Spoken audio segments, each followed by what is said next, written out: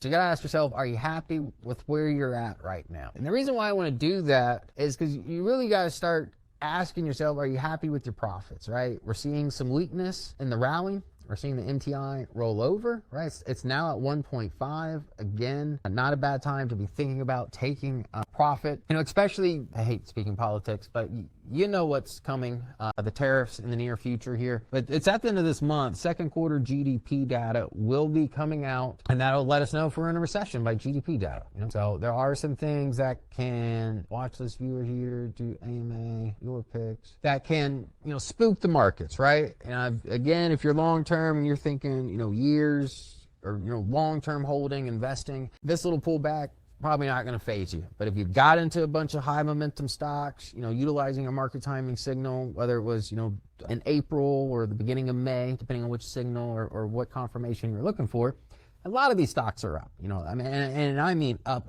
big, right? And I don't want you to end the summer, again, we don't know what's going to happen, potentially lose your profits, right? So you got to ask yourself, are you happy with where you're at right now? Like, I know a lot of people probably, the last 3 months probably made a percentage point in their portfolio that's worthy for the entire year. And, a lot of these gains were just made in 2 or 3 months, right? So again, don't get too greedy.